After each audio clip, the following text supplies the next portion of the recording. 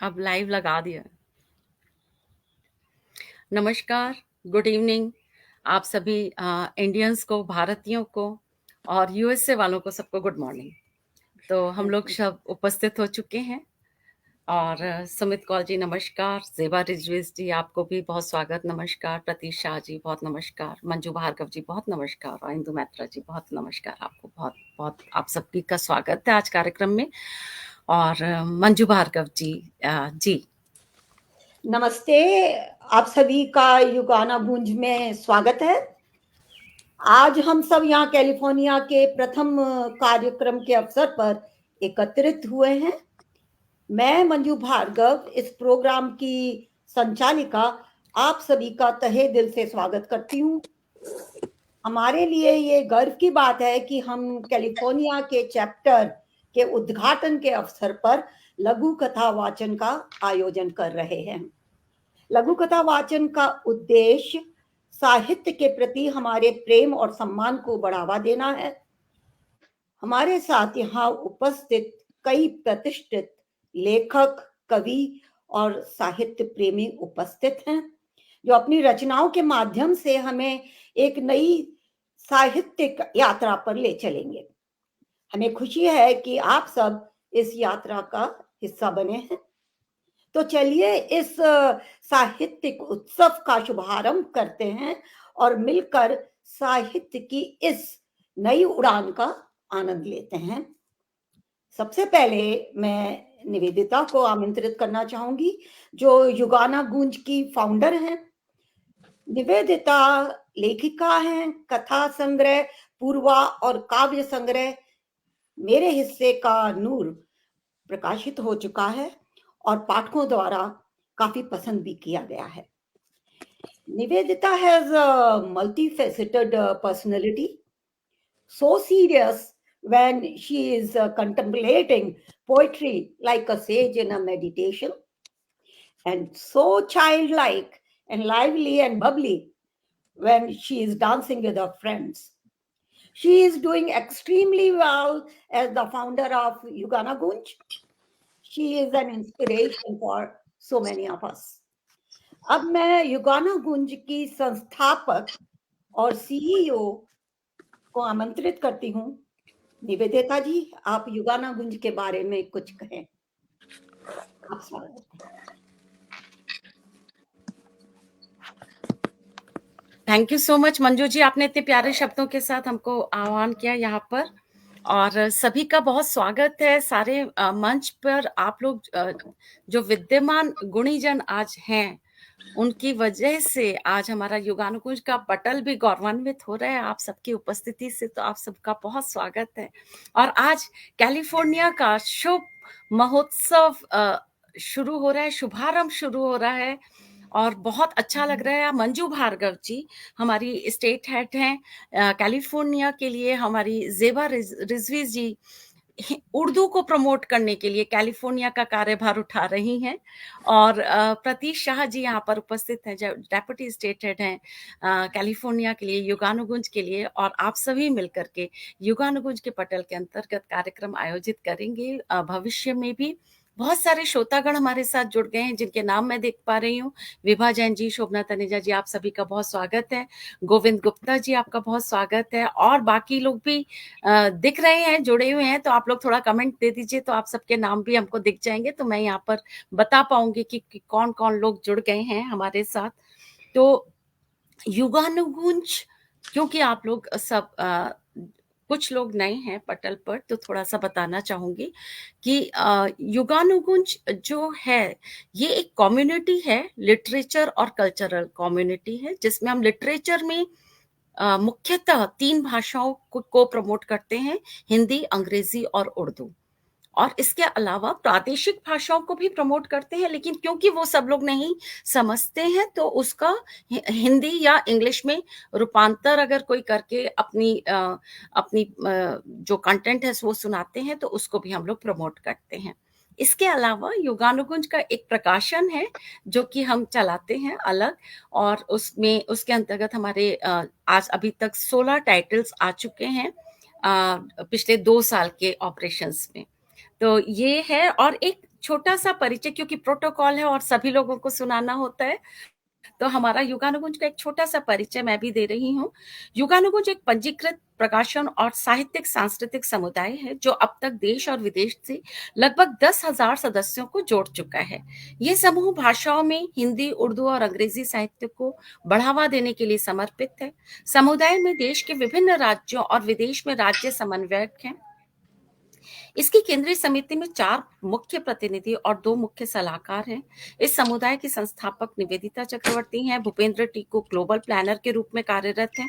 प्रभा भार्गव वैश्विक रूप से प्रतिनिधित्व करती हैं और निवेदिता श्रीवास्तव राष्ट्रीय हेड हैं। भारत और विदेश में राज्य के प्रतिनिधि निरंतर अपने राज्यों और शहरों में ऑफलाइन और ऑनलाइन कार्यक्रमों का आयोजन करते हैं। युगानुगुंज कार्यकारिणी समिति के सदस्य प्रतिभाओं को हर कोने से आमंत्रित करते हैं और साहित्यिक, सांस्कृतिक जागरूकता और बौद्धिक विकास हेतु सामाजिक चेतना के प्रसार के लिए कड़ा परिश्रम करते हैं। युगानुगुंज के पास अपना प्रकाशन है और इसने हिंदी, अंग्रेजी और बच्चों की साहित्यिक किताबें प्रकाशित की हैं। युगानुगुंज अपने प्रकाशन द्वारा प्रकाशित किताबों का प्रचार भी करता है, लेखकों के साक्षात्कार करता है और ऑनलाइन लॉन्च का आयोजन करता है। इसके अलावा अन्य प्रकाशनों द्वारा प्रकाशित पुस्तकों के लिए भुगतान की सुविधा उपलब्ध है। तो ये छोटा-सा जो युगानुगुंज का परिचय था। कुलभूषण चौधरी जी, बहुत नमस्कार, आपका स्वागत है। अंजू कपूर गांधी जी, बहुत-बहुत स्वागत है आपका। शरद मुनत जी, आपका बहुत स्वागत है और आप इतनी सुबह यूएसए से जुड़ करके हमको सुन रहे हैं, बहुत स्वागत है आपका। सीमा चोपड़ा जी, आपका बहुत स्वागत है। विजया ठाकुर जी, बहुत-बहुत स्वागत है। और विजया ठाकुर जी की एक्सपेक्टेशंस पहले से ही बहुत हाई हैं। वो कह रही हैं, एक शानदार, महत्वपूर्ण, मानीखेज शाम रहने वाली है आज। बहुत-बहुत धन्यवाद प्रिय निवेदिता जी, इस खूबसूरत कार्यक्रम के आयोजन के लिए। बहुत धन्यवाद। आशा है हम आपकी जो अपेक्षा है उस पे हम लोग पूरे खरे उतरेंगे। और हमारे बीच में अनुराधा जी उपस्थित हैं। बहुत स्वागत है आप सभी का। अब मैं जो हमारे युगानुगुंज की कार्यकारिणी समिति जो कैलिफोर्निया के लिए जिन मतलब बहुत हम्बली, बहुत विनम्रता के साथ जिन्होंने मेरे आग्रह को स्वीकार करके कुछ पद ले लिए हैं, उनको मैं बहुत आदर के साथ मैं उनका इंट्रोडक्शन देना चाहती हूँ। और एक बात और बोलना चाहती हूँ कि ये जो कैलिफोर्निया की कार्यकारिणी समिति या कैलिफोर्निया में हम जो काम शुरू कर रहे हैं, इसके लिए जो क्रेडिट जाता है, full credit goes to Indu Maitra ji. तो इंदु मैत्रा जी ने ये पूरा सबसे इंट्रोड्यूस किया। और आप लोग विश्वास नहीं करेंगे, मैं कहना चाहती हूँ इस बात को कि हम कहीं भी गए हैं, चाहे यहाँ पे थिएटर में गए हैं, कहीं भी इंदु मैत्रा जी के साथ गई हूँ, किसी भी पार्टी में एक-एक व्यक्ति को पकड़ करके उन्होंने युगानुगुंज का इंट्रोडक्शन दिया है। बहुत बड़ी बात है इंदु जी, थैंक यू सो मच। तो हमारे बीच में ज़ेबा रिजवी जी हैं। तो ज़ेबा रिजवी जी युगानुगुंज के लिए कैलिफोर्निया में उर्दू भाषा की स्टेट हेड हैं और आप मूल रूप से लखनऊ की रहने वाली हैं। आपकी अधिकांश स्कूली शिक्षा स्नातक और स्नातकोत्तर डिग्री लखनऊ में की है। आप ज्यादातर समय लिखने और सामाजिक कार्य करने में बिताती हैं। आप ऑल इंडिया रेडियो के लिए भी काम करती थी, विशेष रूप से महिलाओं के लिए और निम्न आय वर्ग की युवा लड़कियों की शिक्षा के लिए सामाजिक कार्य किए हैं आपने। आप सैरागोटा कैलिफोर्निया में रहती हैं और हमें आपसे मिलकर बहुत खुशी हुई कि आपने जीवन पर्यंत सबके लिए इतना काम किया है। ज़ेबा जी, आपके साथ जुड़ करके युगानुगुंज गौरवान्वित महसूस कर रहा है। जी, मंजू भार्गव जी, हमारी को युगानुगुंज को कैलिफोर्निया की स्टेट हेड का उत्तरदायित्व बड़ी विनम्रता के साथ सौंपा गया है। पोलो ऑल्टो कैलिफोर्निया में रहती हैं। हो सकता है मैं आपके शहरों के नाम का प्रोनाउंसिएशन ठीक ना करूं तो आप ठीक कर दीजिएगा। आपका जन्म अजमेर में हुआ और आपने अपनी शिक्षा वहीं पूरी की और गवर्नमेंट कॉलेज अजमेर से फिजिकल केमिस्ट्री में मास्टर डिग्री हासिल की है। अमेरिका जाने से पहले चंडीगढ़ और जयपुर में रहती थी। आपको पढ़ाने का बहुत शौक है और आपने 18 वर्षों तक सेक्रेड हार्ट स्कूल चंडीगढ़ में तकनीकी शिक्षक प्रशिक्षण संस्थान में लेक्चरर के रूप में काम किया है। जयपुर में आपने छात्रों को आईआईटी जेईई की तैयारी करने में मदद की है। संयुक्त राज्य अमेरिका जाने के बाद से आपने नए एजुकेशन माहौल को अपना लिया और एक हाई स्कूल में वॉलंटियर बन गई हैं। कोविड-19 लॉकडाउन के दौरान आपने विभिन्न देशों के छात्रों से जुड़कर जूम के माध्यम से ऑनलाइन पढ़ाया। जिसे आप रिवॉर्डिंग एक्सपीरियंस के तौर पर मानती हैं। आप विभिन्न प्रकार के लोगों के समूह के साथ जुड़कर आईसीसी गतिविधियों में भी शामिल हैं। आपसे जुड़ करके युगानुगुज बहुत गौरवान्वित महसूस कर रहे हैं, क्योंकि आप बहुत ही अच्छी टीचर हैं। और मंजू जी, और जितने भी श्रोता जुड़े में हैं, किसी के बच्चों को, किसी के नाती पुतों को केमिस्ट्री में अगर प्रॉब्लम है तो मंजू जी ऑनलाइन क्लासेस लेने के लिए हमेशा तैयार हैं। आप बिल्कुल इनको कांटेक्ट करिए। बहुत एक्सपीरियंस्ड हैं और इनको पूरा इंडिया और यूएसए के एजुकेशन सिस्टम का पूरा एक्सपीरियंस है। मंजू जी, बहुत स्वागत है आपका युगानुगुंज में। Thank you so much Nivedita. आपने बड़ा सुंदर इंट्रोडक्शन, कुछ ज्यादा ही बता दिया मेरे बारे में। तो नहीं मंजू जी, बहुत नहीं, खुशी है। और आपने, सबसे बड़ी बात है, बहुत विनम्रता के साथ आपने ये पद इंदु जी और मेरी अनुरोध पर इसको स्वीकार किया। ये हमारे लिए बहुत बड़ी बात है मंजू जी। मैं पूरी कोशिश करूंगी, हालांकि जैसा मैंने आपको बताया है, मगर देखिए आप हमारा जो आज का पहला है, होपफुली सबको अच्छा लगेगा। तो चलिए अब प्रतीश जी का भी एक इंटरव्यू है, वो हाँ, इंट्रोडक्शन है, सॉरी। हाँ तो प्लीज। प्रतीश जी एक लेखक और कवि हैं और यहाँ सैन फ्रांसिस्को बे एरिया में साउथ एशियन थिएटर से जुड़े हुए हैं। उन्हें हाल ही में युगानुगुंज के कैलिफोर्निया चैप्टर का उपाध्यक्ष, डेप्यूटी स्टेट हेड नियुक्त किया गया है। बहुत छोटा सा परिचय, लेकिन मैं आपको एक, आप सभी को पता है, जितने लोग निवेदिता को जानते हैं, कि मेरे ऊपर प्रभाव पड़ता है लेखनी का, बहुत स्ट्रांग लेखनी का मेरे ऊपर बिल्कुल जल्दी से प्रभाव पड़ जाता है। और मेरी थोड़ी आदत है कि जैसे ही मैं किसी के बारे में जानती हूँ, जाके मैं उनकी लेखनी को फेसबुक वगैरह में जरूर पढ़ लेती हूँ। और जब मैंने इनके कंटेंट को पढ़ा, जब मैं स्टार्टिंग में, मुझे प्रतीश शाह जी के बारे में पता चला, बहुत खूबसूरत लिखते हैं, बहुत अच्छा, बहुत प्रभावी लिखते हैं। और ये बात आज इनकी कहानी को भी सुनकर के आप सभी को पता चल जाएगी। बहुत स्वागत है प्रतीश जी, और बहुत धन्यवाद, आपने बहुत विनम्रता के साथ इस पद को ग्रहण किया। बहुत धन्यवाद। और अब मैं मंजू जी को वापस माइक देती हूँ कि मंजू जी इस कार्यक्रम की शुरुआत करें। बहुत बहुत स्वागत है मंजू जी। सबका स्वागत और सबको बहुत धन्यवाद कि आप इससे बहुत समय से जुड़ गए हैं। तो अब कहानी का समय आ गया, लघु कथा का समय आ गया। तो गर्मजोशी के साथ स्वागत करती हूँ मैं।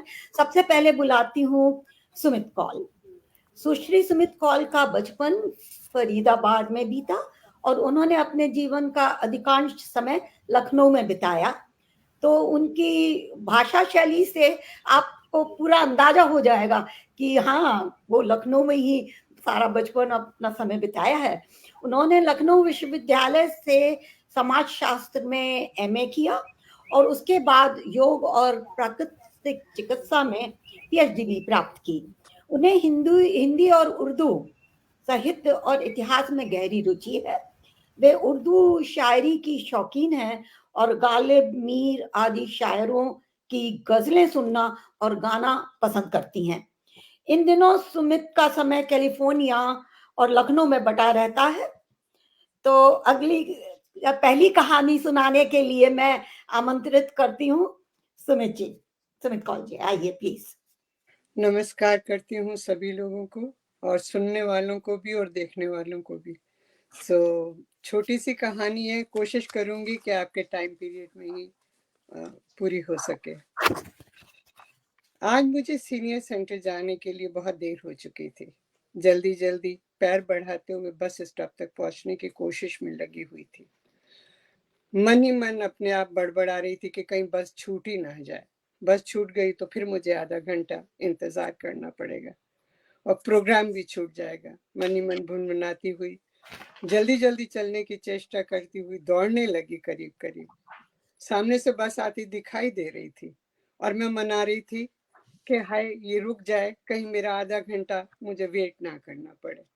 इतने में देखा कि लाइट रेड हो गई। लाल बत्ती होने से बस रुक गई और तब तक मैं दौड़ते दौड़ते वहां तक पहुंच गई। जब मैं बस स्टॉप पे पहुंची और बस पे चढ़ी तो मेरी सांस फूल रही थी। अभी मैं अपनी सांस पर काबू पा ही रही थी कि किसी की आवाज आई, राम राम जी।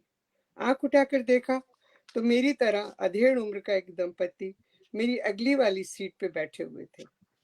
दोनों भारत से थे, देखकर अच्छा लगा, चलो कोई तो भारतीय दिखा। क्योंकि जब भी कोई भारतीय दिखता था मुझे मन ही मन में बहुत प्रसन्न हो जाती थी। कैलिफोर्निया में शुरू शुरू में भारतीय लोगों की बड़ी कमी रहती थी। सो अपनों के लिए ही मिलने के लिए मैं अक्सर सेंटर चली जाती थी, जहाँ मेरी माँ बोली बोली जाती थी, वो थी भारतीय हिंदी।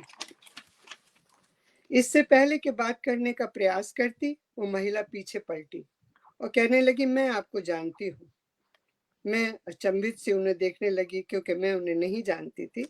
मैं कुछ कहती इससे पहले ही वो बोली, कल आपने सेंटर में गजल सुनाई थी ना, मैं आपको शक्ल से जानती हूँ, आपका नाम नहीं जानती।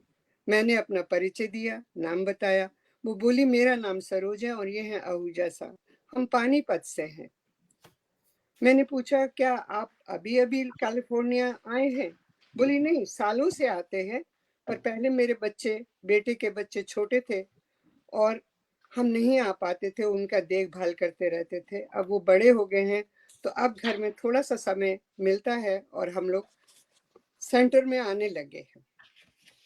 मुझे अच्छा लगा, मैं समझ गई कि ये बेटे के पास ही है। इसी तरह हुआ हमारा पहला परिचय। दोनों बहुत ही सीधे साधी बातचीत में सादगी, बहुत से प्रश्न और प्रश्न चल लिए हुए बताया दूसरा बेटा न्यूयॉर्क में है। ये सब मैं तसल्ली से उनकी बातचीत सुन रही थी। पानीपत के कारण उनकी जो भाषा थी, हिंदी भाषा भी हरियाणवी टच में थी। मैं उनको बड़े उससे सुन रही थी और उनकी बातचीत अभी खत्म ही नहीं हुई थी कि सेंटर हमारा आ गया था और हम सेंटर की तरफ चले गए। अब धीरे धीरे ये प्रतिदिन का रूटीन बन गया था और यूं कहें हम एक दूसरे को देखते मिलते और एक दूसरे के आदी हो रहे थे। बहुत सी आपस में बस में मामूली बातें होती, इधर उधर की, खाने पीने की, पिक्चर्स की, यही सब एक नॉर्मल बातचीत हुआ करती थी। अक्सर वो बहुत कुछ जानने के लिए सरोज जी उत्सुकता दिखाती रहती, पूछती रहती, ये क्या है, यहाँ से कौन सी बस है, यहाँ से हम मंदिर कैसे जा सकते हैं, यहाँ से हम मॉल कैसे जाते हैं, आदि आदि बहुत से उनके प्रश्न होते थे। एक दिन मैंने उनसे पूछा, आप कह रही थी बच्चे भी कॉलेज जाने लगे हैं और आप भी बहुत अरसे से, बहुत टाइम से आप यहाँ आ रही हैं, तो क्या आपको यहाँ के बारे में ज्यादा ज्ञान नहीं है? वो कहने लगी, उनके पास हमारे लिए समय कहाँ रहता है, वो तो बहुत व्यस्त रहते हैं, हमसे कभी कभी पूरे दिन बात ही नहीं होती, और जब घर में भी अंदर आते हैं तो वो फोन पे लगे हुए होते हैं, तो हम कोई बात करना भी चाहते हैं तो कहते हैं थोड़ी देर बाद, थोड़ी देर बाद, और इस तरह से हम चुप हो जाते हैं। तो मैं मन ही मन हंसी कि अरे ये तो हम सब का यही विचार है, क्योंकि हमारे बच्चे यहाँ बहुत बिजी हैं। ये सब के साथ है, नया कुछ भी नहीं है। अब अगर मैं पहले बस स्टॉप पे पहुंचती तो वो लोग मेरा इंतजार करते दिखते थे, और अगर मैं पहुंचती तो वो उनको लगता था कि मैं आई कि नहीं, और मैं भी उनका बराबर इंतजार करती जा रही थी। अक्सर ऐसा होता था कि कहीं अंदर से परेशान दिखते थे वो मुझे। मैं उनको देखती थी, जब भी दंपति से मिलती मुझे अक्सर ऐसा एहसास होता कि कहीं ना कहीं अंदर से ही परेशान रहते हैं, बेचैनी सी है। एक दिन उन्होंने पूछा, क्या आपको पता है ग्रीन कार्ड कब मिलता है, कैसे मिलता है, कहाँ से मिलता है, कितना टाइम लगता है? ये सब उनके प्रश्न थे। मैं कुछ ज्यादा नहीं जानती थी ग्रीन कार्ड के बारे में। हम लोग यहाँ ग्रीन कार्ड के लिए ही रुके हैं, ग्रीन कार्ड मिल जाए तो हम वापस चले जाए, ये सब बातचीत वो करती रहती थी। मुझे कुछ ज्यादा नहीं मालूम था, इसीलिए मैंने थोड़ा बहुत जानती थी वो बता दिया था। इसी तरह दिन बीत रहे थे और हम अच्छे दोस्त भी बन गए थे। अब हम पूर्ण रूप से एक दूसरे के आदी हो चुके थे। इधर 2-3 दिन से वो मुझे नजर नहीं आ रहे थे, वो नहीं आ रहे थे। मैं बस पे अकेली ही जा रही थी। मैंने सोचा कहीं घूमने चले गए होंगे या कहीं बीमार तो नहीं हो गए। ऐसा तो कुछ नहीं हुआ। इसी तरह विचारों में लीन थी और मन ही मन सोच रही थी, ये मैंने कौन सी आदत पाल ली है कि वो नहीं आते हैं तो मुझे अच्छा नहीं लग रहा। हम दोनों के पास इत्तेफाक से फोन नंबर भी नहीं थे। हम इतने दिन से मिल रहे थे लेकिन फोन नंबर नहीं थे। फिर चौथे दिन जो ही बस पे मैं चढ़ी, उधर से आवाज आई, राम राम जी। मैंने देखा वो दोनों दंपति अपनी सीट पे विराजमान है। वो कहने लगे, असल में हम पहले स्टॉपेज से उतर आए हैं, इसीलिए यहाँ नहीं मिले आपको। अब मैं जब उनसे मिली तो मेरी प्रश्न चिन्हों की झड़ी शुरू हो गई। अरे आप कैसे हैं, कहाँ थे, आप बीमार तो नहीं थे, क्या हो गया था, आप क्या घूमने गए थे? इस तरह के करते करते बहुत से प्रश्न चिन्ह मैंने एकदम से कर डाले। पर आज श्रीमती आहूजा कुछ नहीं बोल रही थी, उदास उदास आंखें, जैसे बहुत रोई हूँ रात को। आशंका हुई कि कहीं और कहीं घर में दुर्घटना भारत में तो नहीं हुई, लेकिन वो बिल्कुल चुप थी, जैसे सारे जहां का दर्द उनके चेहरे से सिमट आया हो। लगा अभी फपक के रोने लगेंगी, पर वीरान आंखों से कुछ पता नहीं चला, वो बिल्कुल चुप थी। अक्सर हम जब बस पे बैठते थे तो लगता था वे कुछ कहना चाह रही हैं, पर बोलते बोलते चुप हो जाती थी। और जब वो चुप हो जाती थी, जब बोलती ज्यादा थी, तो उनके पति बीच में टोक देते थे। तो मुझे लगता था कि ये तो परिवारों में सब चलता है, और खास करके भारतीय पतियों को जन्म सिद्ध अधिकार है टोकना, झिड़कना और डांटना। लेकिन उनकी खामोशी मुझे बेचैन कर रही थी। मौन को तोड़ते हुए मैंने पति से कहा, आज इन्होंने पति से कहा, क्या बात है बताइए तो उन्होंने बताया कि 3 दिन से इन्होंने खाना नहीं खाया, अन्न का ग्रहण नहीं किया। मैंने पूछा बात क्या है? उनका सवाल मैंने उनसे पूछा, सरोज जी से, क्या बात है? वो बोली कुछ नहीं। फिर मैंने पूछा क्या बात है? बोली कुछ नहीं। और जब भी वो कुछ नहीं कहती उनकी आंखें भर आती। इस तरह मुझे समझ ही नहीं आ रहा था कि मैं कैसे उनसे बात करूं, क्या करूं। तब तक सेंटर आ चुका था। मैंने उनसे कहा कि चलिए, यहाँ पीछे एक गुरुद्वारा है, वहां चलते हैं, वहां बैठ के तसल्ली से बात करेंगे, वहां आप चाय भी पीजिएगा, प्रसाद भी खाइएगा। इस तरह से लेके मैं उनको गुरुद्वारे चली गई। लेकिन वो सरोज जी बस रो रही थी और कुछ नहीं कह रही थी। अब आहूजा साहब ने कहा, ठीक है, आप नहीं बता पा रही तो मैं बताता हूँ बहन जी को। वो मुझे अक्सर बहन जी कहते थे। उन्होंने जो बताया वो मेरे लिए भी विश्वास के काबिल नहीं था। उन्होंने बताया, इतवार के दिन ये घर में अपने बालों में डाई लगा रही थी। अचानक डाई का कप गिर गया और सारा कारपेट पे फैल गया। इस कारण इनकी बहू से बहुत कहा सुनी हुई और बहू ने बहुत ही अपशब्द बोले, जो उनको एक बहाना भी मिल गया था, क्योंकि बहुत अरसे से वो कुछ ना कुछ करती रहती थी, उनको परेशानी होती रहती थी। और इस तरह से उन्होंने कारपेट खराब होने से बहुत अपशब्द कहते हुए उनकी बहुत ही, लेकिन वो बेचारी चुपचाप अनथक प्रयास से अपना कारपेट साफ करती रही, लेकिन वो कुछ बोली नहीं। लेकिन उनके अंदर बहुत गलानी भाव हो रहा था कि ये मैंने क्या कर दिया, डरी हुई सी थी इस तरह से। लेकिन इसके बाद उनके जब बहू और सास में लड़ाई हो रही थी अपशब्दों की, तो ऊपर के कमरे से उनके साहबजादे बेटे आए और उन्होंने माँ से जो कहा उससे ये ज्यादा ही घायल है। और गुस्से में बेटा आया और माँ का हाथ पकड़ के उनके कमरे तक उनको घसीटता हुआ ले गया और उनको अंदर पुश किया, धक्का दिया, और उसके बाद उसने धड़ाम से दरवाजा बंद कर दिया माँ के आगे। इसलिए ये बस अब ये कह रही हैं कि मुझे यहाँ का पानी भी नहीं पीना है और मुझे पानीपत वापस जाना है। ये सब मैं एकदम से नहीं कर पा रहा हूँ। और बेटा भी मेरा छोटा जो है, जिसकी अभी तक शादी नहीं, वो न्यूयॉर्क में है। मैंने उससे कांटेक्ट कर रखा है कि वो जल्दी से आए, माँ को ले जाए। लेकिन ये कितने दिन, जब तक वो नहीं आएगा, कितने दिन तक भूखी प्यासी रहेंगी, यही मैं इनको समझा रहा हूँ, लेकिन ये समझ नहीं रही है। सरोज का क्रंदन रुक नहीं रहा था, वेदना से बेआवाज क्रंदन था, सिसकियां थी। अब सरोज की आवाज व्यथा के रूप में बोलने लगी थी धीरे धीरे। उन्होंने बताया, तो उनका बताया हुआ कई पन्नों में है, जिसे मैं पूर्ण नहीं कर सकती। लेकिन मुझे कुछ प्रश्न मेरे दिमाग में आए इस बात के बाद।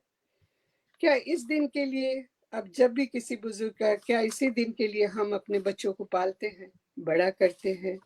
और क्या इसी दिन के लिए एक बाप जो एक अध्यापक के रूप में बहुत मामूली नौकरी में अपने दोनों बच्चों को यहाँ पढ़ाई के लिए बाहर भेज रहा है, क्या इस दिन के लिए बच्चे ऐसे हो रहे हैं? इसी सदमे को मैं भी बिल्कुल गुम थी, उस सदमे से। बेटा भूल गया है कि माँ बाप ने उसे यहाँ तक पहुंचाया। बेटा भूल गया है कि माँ रात को जाग कर ठंडी रातों में अपने बेटे के बिछोने बदलती होगी। बेटा भूल गया है कि इसी माँ ने उसको नन्हे नन्हे लुकमों से खिला खिला के इतना बड़ा किया है। बेटा ये भूल गया है कि उसे किस तरह से एक मामूली नौकरी से पिता ने उस पे पहुंचाया है। यही एक प्रश्न चिन्ह है। हर कोई अपने दर्द के फूलों को लिए घूम रहा है। जब मैं किसी बुजुर्ग को देखती हूँ, थोड़ा सा उदास देखती हूँ, मैं सोचती हूँ ये भी शायद एक दर्द के फूलों को लिए घूम रहा है। इस तरह से मेरा ये एक प्रश्न अब भी बना हुआ है और बना रहेगा उन बच्चों के लिए जिनको माँ बाप का एहसास दुख का नहीं। शुक्रिया। बहुत बहुत मार्मिक कहानी, बहुत व्यथित करने वाली कथा। Thank you. मेरे को लगता है कि ये समस्या बड़ी ज्वलंत है और कई परिवारों की कहानी है, but I wish that this should not be the story of many homes, many homes. जी जी। मंजू जी, अगर आप आज्ञा हो तो मैं थोड़े से श्रोताओं के कमेंट ले लूं क्या? श्योर। तो कुलभूषण चौधरी जी हमारे साथ नागपुर से उपस्थित हैं। वो कह रहे हैं बहुत व्यथित करने वाली कथा, घर घर की यही कहानियां, नानक दुखिया सब संसार। शोभना तनेजा जी हमारी दिल्ली एनसीआर की स्टेट हेड हैं। वो कह रही हैं बहुत सुंदर और भावपूर्ण कहानी और बेहतरीन प्रस्तुति सुमित कौल जी। सीमा चोपड़ा जी गुड़गांव की सिटी हेड हैं। वो कह रही हैं जीवन के यथार्थ का चित्रण करती हुई भावप्रवण कहानी। निवेदिता श्रीवास्तव जी हमारी नेशनल हेड है, कहती हैं बहुत मार्मिक कथा। अंजुला शर्मा जी हमारी मुजफ्फरनगर से जुड़ी हैं, वहाँ की सिटी हेड है, कह रही है मार्मिक रचना। निशी सिंह जी पटना की हमारी सिटी हेड है, कह रही है बहुत सुंदर। विजया ठाकुर जी जम्मू कश्मीर की स्टेट हेड है, कह रही है बेहद मार्मिक। प्रमिला अग्रवाल जी बहुत नमस्कार, आप यूएसए से जुड़ी हैं, बहुत ही मार्मिक कथा कह रही हैं। विभा जैन जी वेरी टचिंग कह रही हैं, हमारी ये तमिलनाडु से जुड़ी हुई हैं। तो देखिए पूरे देश से आप, भारत देश से सब लोग जुड़े हुए हैं। प्रभा शर्मा भार्गव जी हमारी ग्लोबल हेड है, कह रही है बहुत मार्मिक कहानी है आपकी। ब्रिजबाला गुप्ता जी रोहतक से जुड़ी है, कह रही है बहुत सुंदर स्टोरी। राजकिरण जी जुड़े हैं, कह रहे हैं अति दुखदायक बात है। वीना कुमार जी हमारी वर्जीनिया से हैं स्टेट हेड, कह रही है अत्यंत संवेदनशील और मार्मिक कहानी कौल जी। सब लोगों ने बहुत तारीफ करी है, बहुत ही अच्छी कहानी आपने लिखी है। और पूनम शर्मा जी हमारी मुंबई की सिटी हेड है, वो भी कह रही है मार्मिक कथा। अंजू कपूर गांधी जी भी कह रही हैं। तो और पूनम शर्मा जी ये भी कह रही हैं भाव विभोर हो गई। तो सब लोगों को अच्छी लगी कहानी और बहुत संवेदनशील कहानी, बहुत मार्मिक कहानी सुमित कौल जी। और बहुत साधुवाद कि आपने एक समस्या को एक कहानी के जरिए सब लोगों के सामने लाया। जी मंजू जी सॉरी। अब मैं इंदु मैत्रा जी को बुलाऊंगी। ये बहुत प्रतिभाशाली व्यक्तित्व वाली महिला है और आप यूएसए में रहती हैं और सेवानिवृत्त जीवन व्यतीत कर रही हैं। इन्होंने जीवन के कठिन संघर्षों का सामना करके खुद को एक हीरे की तरह निखारा है। यह Shri Aurobindo school of integral education की पूर्व प्रिंसिपल भी रह चुकी हैं। सेक्रेड हार्ट स्कूल में इन्होंने सीनियर क्लासेस को पढ़ाया है। इसके अलावा आपने Indo Swiss training centre Chandigarh में पार्ट टाइम लेक्चरर के रूप में भी काम किया है। आप पंजाब विश्वविद्यालय से अंग्रेजी में एमए किया आपने और central institute of English and foreign language Hyderabad से टीचिंग इंग्लिश में पोस्ट ग्रेजुएट डिप्लोमा किया है। इनकी अंग्रेजी कविताओं का संकलन from heart to heart Amazon पे उपलब्ध है और इसको हम दोनों ने मिलके आईसीसी में प्रस्तुत भी किया था। आपकी हिंदी कविताओं की पांडुलिपि बावरा मन अगस्त में प्रकाशित होने वाली है। वर्तमान में वह सीनियर सेंटर में इंग्लिश एंड क्रिएटिव राइटिंग करवाती हैं। आपने शिक्षण कैरियर में कई पुरस्कार प्राप्त किए हैं और नाइजीरिया में वरिष्ठ शिक्षा अधिकारी के रूप में भी काम किया है। तो इतनी प्रतिभाशाली महिला को प्रस्तुत करते हुए मेरे को बड़ा गर्व महसूस हो रहा है। तो इंदु मैत्रा जी प्लीज आप आइए और अपनी कहानी हमें बताएं। धन्यवाद मंजू जी। मेरी आपने बहुत अच्छी भूमिका बताई सबको। तो ऐसा भी लगता है कि घाट घाट का पानी पिया है मैंने, कभी इंडिया में और कभी नाइजीरिया में, कभी शिमला में, कभी, पर खैर जो भी था, बहुत बहुत धन्यवाद। तो मेरी कहानी का शीर्षक है बिखरता मातृत्व। अमेरिका में मैंने एक संस्था साथी के साथ जुड़कर डोमेस्टिक वायलेंस और ह्यूमन ट्रैफिकिंग से पीड़ित महिलाओं और बच्चों के लिए बहुत काम किया। उसी सिलसिले में मैं नेपाल की एक बहुत ही सीधी सादी पर बेहद सुंदर लड़की से मिली जो घरेलू हिंसा की शिकार थी। जो भी नैना को देखता उसकी सादगी और सुंदरता देख हैरान होता कि इतनी मासूम लड़की के साथ कोई दुर्व्यवहार कैसे कर सकता है। वो 3-4 बहनें थीं और उसके परिवार ने उसकी शादी बड़ी मुश्किल से की थी। 3-4 लड़कियों को दहेज देना कोई आसान काम नहीं। उसने अपने माता पिता को अपनी दुर्गति के बारे में कुछ भी नहीं बताया था। इतनी दूर नेपाल में रहते हुए वो कर भी क्या सकते थे। उसका नाम नैना था। शायद उसकी बड़ी बड़ी सुंदर आंखों की वजह से ही उसके माता पिता ने उसको ये नाम दिया था। नैना की 2-3 वर्ष की एक लड़की भी थी, माँ की ही तरह भोली भाली। बेटी को रखने का अधिकार उसके पति को मिला हुआ था, पर वकीलों और साथी ऑर्गेनाइजेशन की निगरानी में उसको कभी कभी अपनी बेटी को मिलने दिया जाता था। एक बार ये काम मेरे सुपुर्द भी हुआ और मुझे उसके साथ बेटी को मिलाने जाना पड़ा। कार में बैठी मेरे साथ नैना बड़े शौक से मुझे बक्से खोल खोल कर दिखाती गई, जो जो कुछ उसने बेटी के लिए खरीदा था। बेटी के लिए उसका उत्साह और प्रेम देखकर मुझे खुशी भी हो रही थी और अपनी बेटी से दूर रहने का सोचकर मुझे दुख भी बहुत हो रहा था। वो बताती थी कि उसके हस्बैंड को पता था कि वो अपनी बेटी को बहुत प्यार करती है, सारी माएं जैसे करती हैं। तो उसका हस्बैंड पूरी कोशिश से उसको अपनी बेटी से अलग रखने का इंतजाम करता था। इसीलिए उसने बेटी को अपनी कस्टडी में रखा हुआ था। मुझे भी पुराने दिन याद आ रहे थे, जब मुझको भी अपनी बहन के पास अपनी 2 बेटियां छोड़कर नाइजीरिया जाना पड़ा था। मैं ट्रेन में कितना रोई थी। मुझे रोता देखकर ट्रेन के कंपार्टमेंट में बैठे लोग भी हैरान हो रहे थे। मिलने का समय आया। एक लंबे से आयताकार कमरे में 2 तरफ दरवाजे थे। एक तरफ मैं और नैना खड़े थे, दूसरी तरफ कोई कोर्ट की तरफ से वकील या कोई और अधिकारी साथ में लड़की लेकर खड़े थे। कुछ कार्यवाही पूरी करके माँ और बेटी को उस कमरे के बीच में मिलने दिया गया। बेटी ने उम्मीद भरी निगाहों से बड़े जोश से हर पैकेट को खोला। मिठाई चॉकलेट खाते खाते दोनों भूल चुके थे कि ये खुशी पल भर की थी। मुझको भी लग रहा था कि वक्त थोड़ा रुक जाए, इन दोनों की खुशियां थोड़ी देर बरकरार रहें। कुछ समय खाने में निकल गया।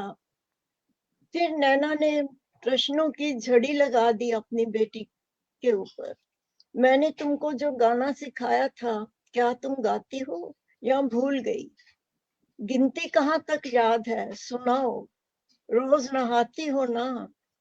कई और बातें भी पूछना चाहती थी, पर अपनी सास की मौजूदगी की वजह से शायद पूछ नहीं पा रही थी।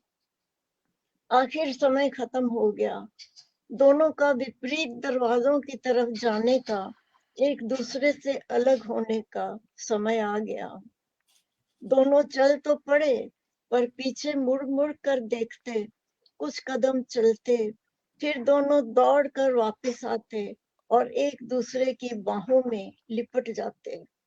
हिम्मत करके दोनों ने अपने आप को एक दूसरे से अलग किया।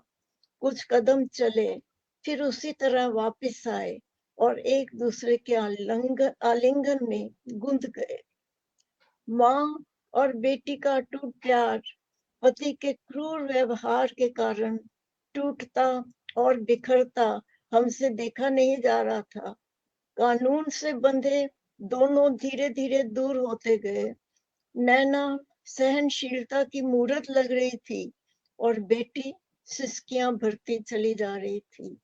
मैं और नैना जब आकर कार में बैठे तो नैना के आंसुओं का बांध जो उसने अब तक रोक कर रखा हुआ था जैसे टूट गया और वो सिसकियां ले लेकर खुल कर रोई।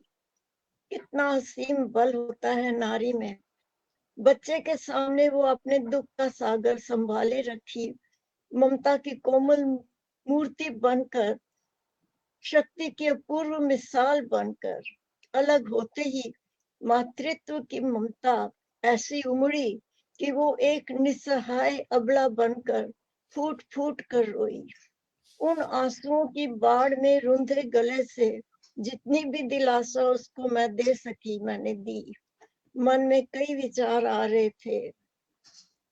शादी तो एक पवित्र बंधन जोड़ने का, विस्तार करने का होता है, तोड़ने और बिखरने का तो नहीं होता। जिस तरह बच्ची रोती बिलखती दो किनारों के बीच में इधर से उधर टकरा टकरा कर बौखला रही थी, उस मासूम को ऐसी सजा किस गुनाह की मिली थी। वो जो माँ बाहें पसारे हर पल बच्चे से लिपटने को तैयार थी, उसको शादी के पवित्र बंधन ने क्या सुख दिया। पति के साथ फेरे, अग्नि को साक्षी मानकर कस्में, दोनों ने क्या मासूम बच्ची को दुख देने के लिए ली थी। क्या बच्चे की मासूमियत और माँ की मातृत्व का बंटवारा कानून इस तरह कर सकता है। नैना खुद एक बेटी अपने पति की निर्ममता सहती, प्रदेश में कचहरी और वकीलों के द्वार खटखटाती और सबसे बड़ी बात माता पिता से दुख छिपाती, पता नहीं कब तक लड़ती रही। ये सोचकर दिल घबराता है। और उन माँ बाप का क्या जिन्होंने अपने जीवन के संचित धन से अपनी बेटी को, अपने जीवन दिल के टुकड़े को इतने अरमानों से उसके स्वामी के सुपुर्द परदेश में किया।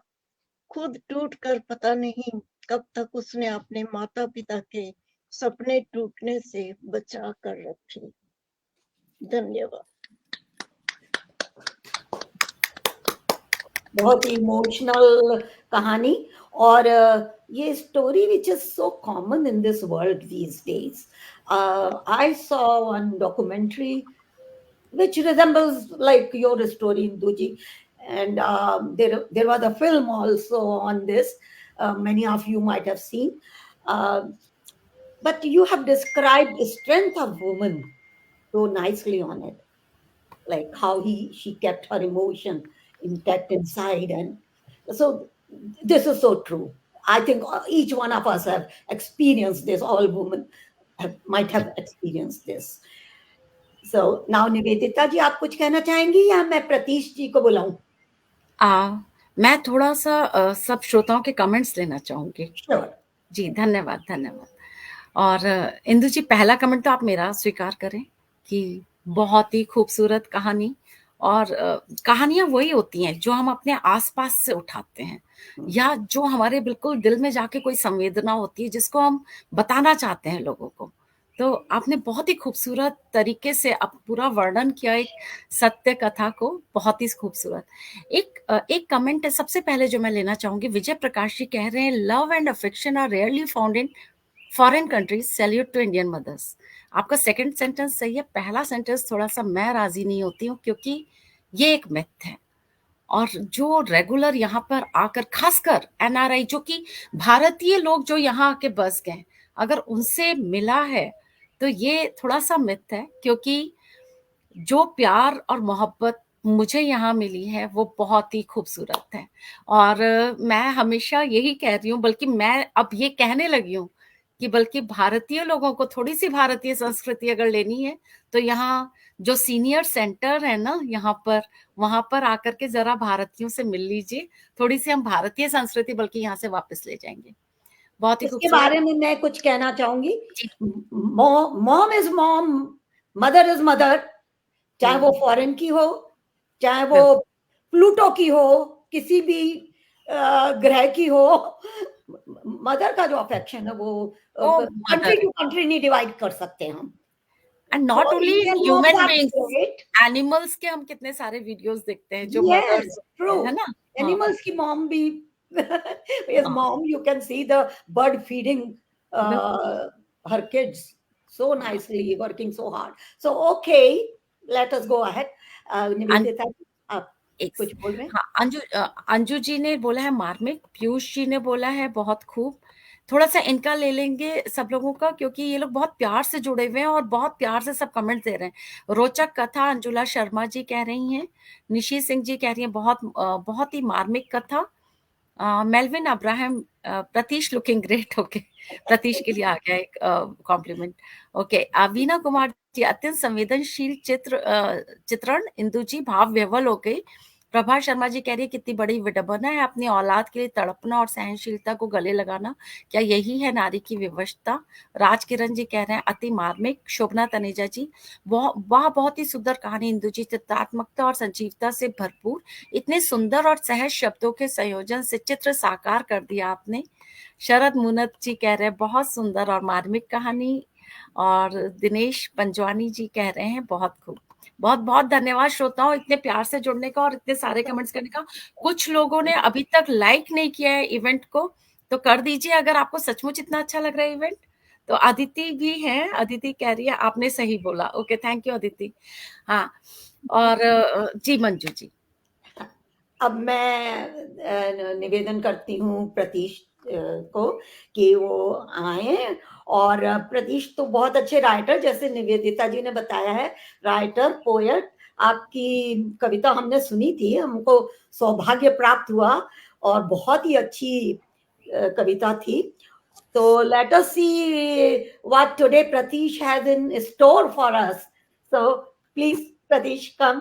Thank you, thank you, Manju ji. Thank you so much. तो श्रोताओं, ये जो कहानी मैंने लिखी है उसका शीर्षक है संयोग। प्लीज गौर से सुनिएगा, because there is I think there is an ending that might take some time to sink in. मैंने उसे पहली बार क्लास के दूसरे हफ्ते में देखा।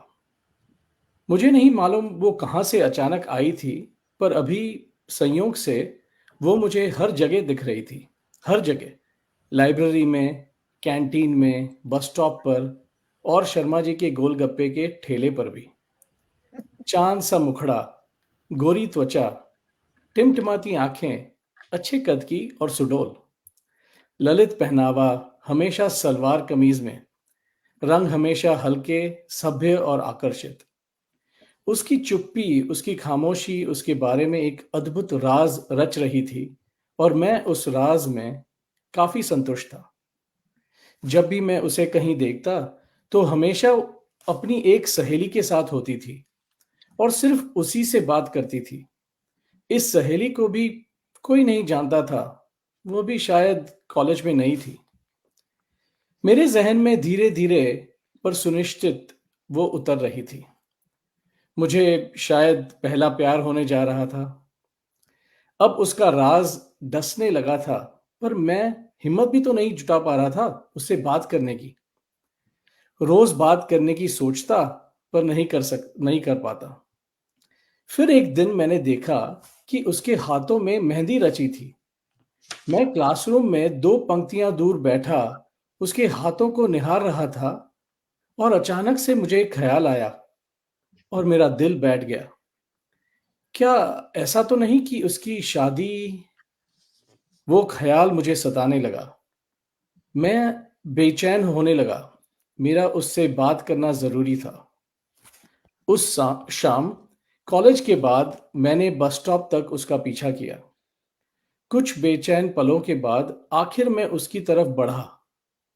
उसने भी मेरी तरफ देखा। संयोग से अचानक उसका मोबाइल फोन बजा और उसने फोन उठाया। उसके चेहरे का रंग उड़ गया। वो चिंतित नजर आ रही थी। वो बस की कतार से बाहर निकली, एक ऑटो रिक्शा को हाँका, जल्दी से बैठी और चली गई। मैं बस देखता रह गया। मैं परेशान हुआ, पहले अपने आप से कि इतनी देर लगा दी मैंने बात करने में, और दूसरा कि पता नहीं ऐसा क्या हो गया था जिसकी वजह से वो इतनी हड़बड़ाहट में चिंतित अवस्था में चली गई। इसी ख्यालात में डूबा मैं अपने घर के पास पहुंचा तो मैंने देखा कि घर के बाहर भीड़ जमी हुई थी। पुलिस वैन और जीप भी खड़ी थी। हल्ला हो रहा था और इसी बीच एक हवलदार मेरे बड़े भाई को घर से बाहर लेकर वैन में बिठा रहा था। मेरे माता पिता परेशान दिख रहे थे और एक इंस्पेक्टर को हाथ जोड़कर विनती कर रहे थे। इंस्पेक्टर ने हवलदार को इशारा किया और फिर दोनों जीप और वैन वहां से रवाना हो गए। मैं दौड़कर अपने माता पिता के पास पहुंचा। मां तो रो रही थी और पापा ने मेरा हाथ पकड़ा और मुझे घर के अंदर ले गए। पापा ने मुझको कुछ नहीं बताया, मुझे अपने कमरे में जाने का इशारा किया और कहा कि जब तक ना बुलाऊं वहीं बैठा रह। मेरा मोबाइल फोन भी ले लिया। बंद कमरे से मुझे मां की आवाज सुनाई पड़ रही थी। वो रोते रोते पापा को कह रही थी कि भैया को किसी भी तरह बचा लें। दुबे जी को बोलिए, वो कुछ कर सकेंगे। वो शाम मैंने अपने कमरे में बिताई। बाहर दबी हुई आवाजें सुनाई पड़ रही थी, पर कुछ समझ नहीं आ रहा था। आखिर पुलिस भैया को क्यों ले गई? देर रात में 3-4 कारें आईं। मैंने खिड़की से झांका। भीड़ तो चली गई थी।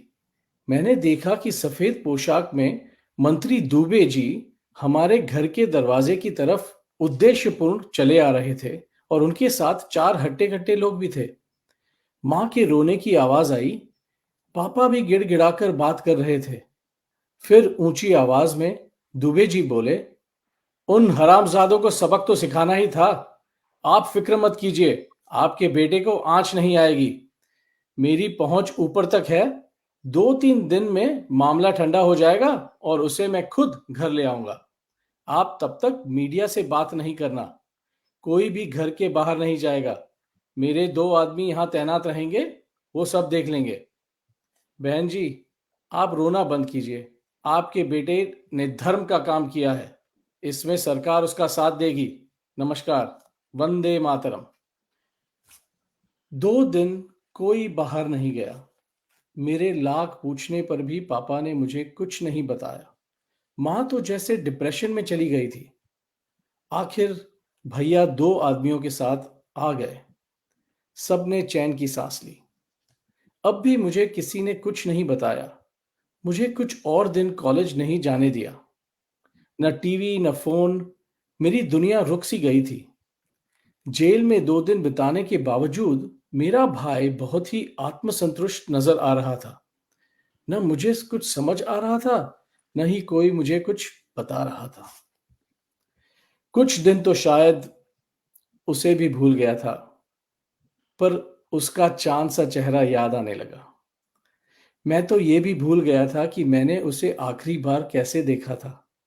वो कितनी चिंतित ऑटो रिक्शा में चली गई थी। उसके साथ क्या हुआ था? आखिर एक दिन मुझे कॉलेज जाने दिया गया। मैं उसे देखने को उत्सुक था। वह कहीं नजर नहीं आ रही थी, न क्लास में, न कैंटीन में, न लाइब्रेरी में। क्लास खत्म होते ही मैंने उसकी उस सहेली का पीछा किया। उसका लेडीज रूम के बाहर इंतजार किया। जैसे ही वो निकली, मैंने उसे पूछा, वो तुम्हारी सहेली कहाँ है, वो सलवार कमीज वाली? सहेली ने बोला, ओ, तुम अरफा के बारे में पूछ रहे हो? मैंने कहा, हाँ शायद वो ही। मुझे तो उसका नाम तक नहीं मालूम था। सहेली बोली, अरफा के साथ तो बहुत बुरा हुआ। उसका बड़ा भाई जिसकी पिछले हफ्ते शादी होने वाली थी, उसका इंतकाल हो गया। मैं बौखला गया। कुछ सूझा नहीं। मैंने पूछा, कैसे? सहेली बोली, वो शादी के त्योहारों के लिए कसाई के पास से गोश्त लेकर आ रहा था और 4 लोगों ने उसे घेर लिया, मारपीट हुई और उसे चाकू से छल्ली कर दिया। वो हॉस्पिटल में बच नहीं पाया। मेरा दिल वहीं बैठ गया, मेरे घुटने सुन्न हो गए और मैं वहीं ढेर हो गया। ये कैसा संयोग।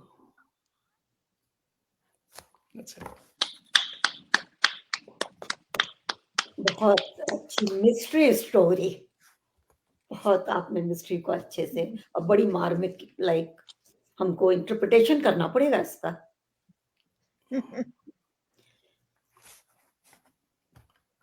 निवेदिता जी, आपका माइक म्यूट है शायद। बहुत अद्भुत कहानी और बहुत गहरी बात आपने इस कहानी में रखी।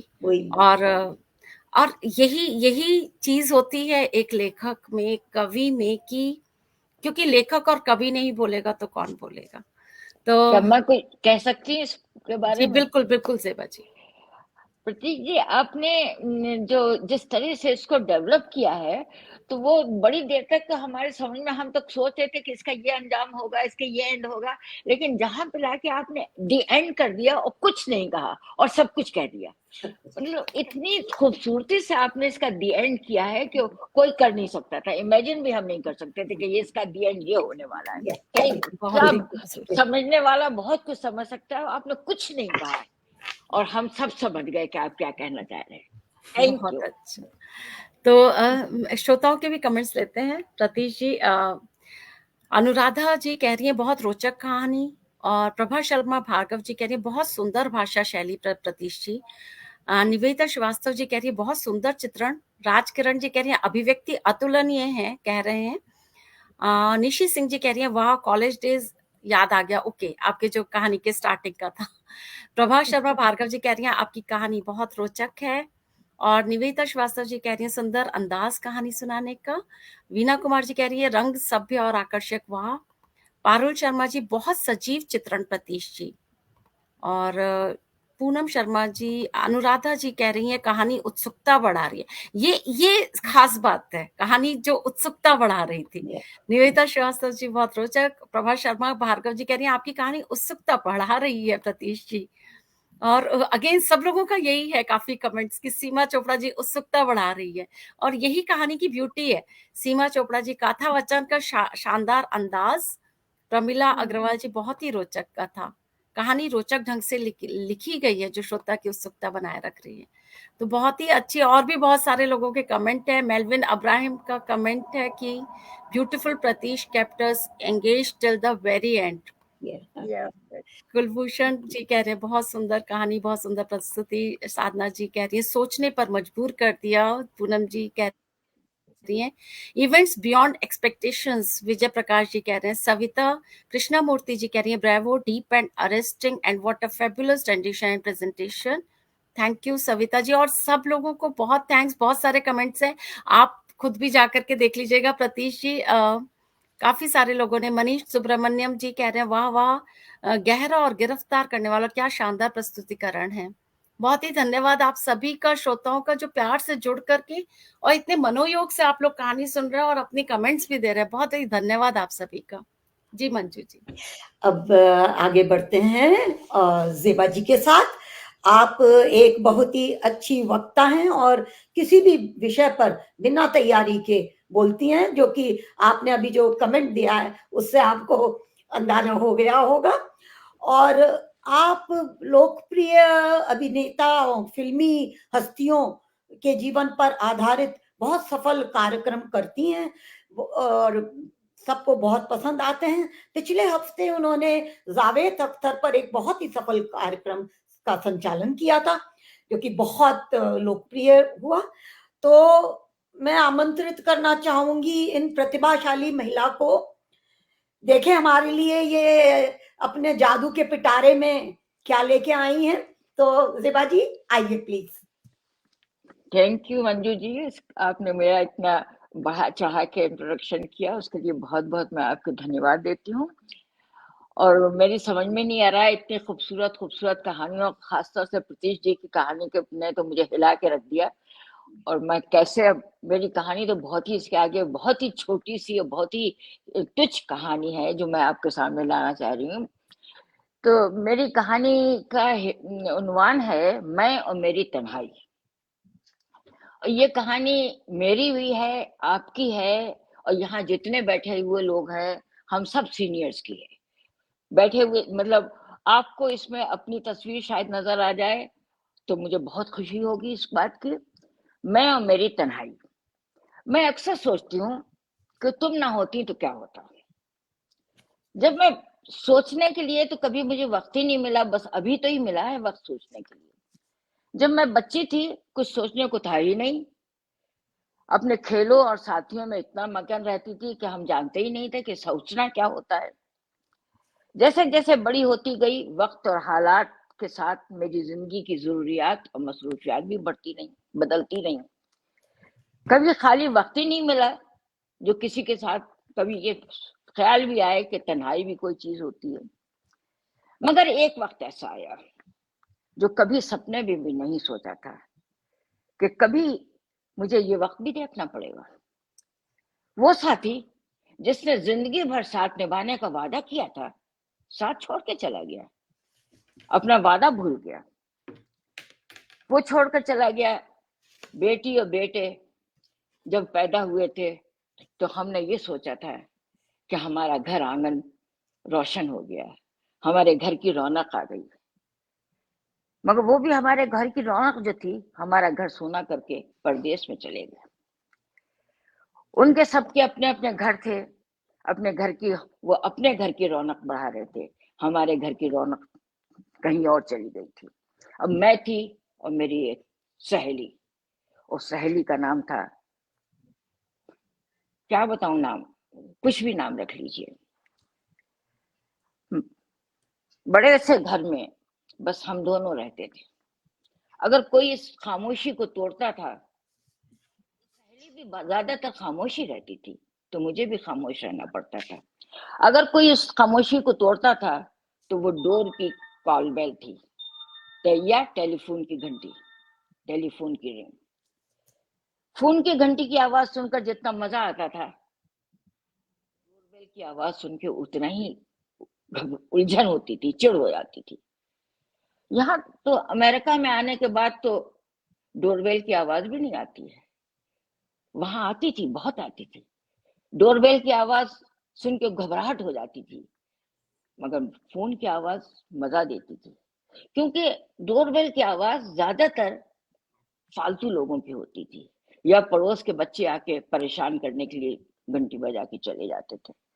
लेकिन फोन की आवाज किसी अपने की होती थी जो थोड़ी ही देर के लिए सही मुझे खुशियां दे जाती थी। एक दिन एक फोन आया, वो मेरी बेटी का फोन था।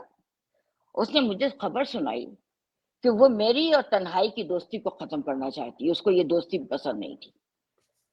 वो चाहती थी कि मुझको अपने पास बुलाने का इंतजाम करे और उसके लिए उसने कुछ इंफॉर्मेशन मांगी। इस बात पर कितनी जिद और बहस हुई, मैं उसके फेवर में नहीं थी, मगर वो अपनी जिद पे अड़ी हुई थी। बहुत जिद्दी लड़की है वो। उसको जब जिद करती है तो वो अपनी बात मनवा के ही रहती है।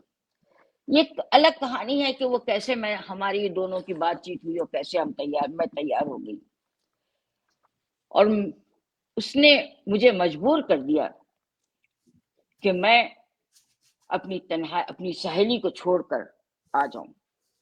सहेली को छोड़ दिया मैंने, इंडिया में ही रह गई वो, और मैं यहाँ आ गई। मैं जब आई तो बहुत खुश थी। मेरे दोनों बच्चे, एक बेटा और एक बेटी यहाँ थे।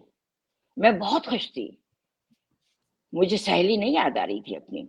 बेटी ने मुझे बहुत साथ दिया। मेरी बेटी के बच्चे थे, बहुत खूबसूरत घर थे, बेटे का भी बेटी का भी, दोनों के साथ थी। हर वक्त मुस्कुराहट मेरे चेहरे पे रहती थी। जो मुंह से बात निकले वो फरमाइश पूरी हो जाती थी।